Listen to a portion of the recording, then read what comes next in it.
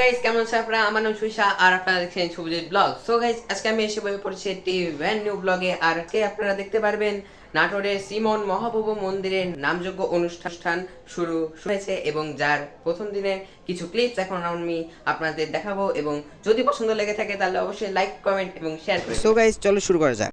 So guys, এখন আমরা এই মন্দিরের গেটের ভিতর দিয়ে আমরা এখন মন্দিরের ভিতরে প্রবেশ করব।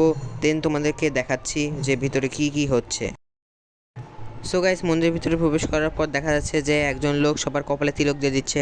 সো গাইস, এরপর আমরা শ্রীমং মহাপ্রভুর দর্শন করলাম। গাইস, এখন নামযজ্ঞের কিছু অংশ।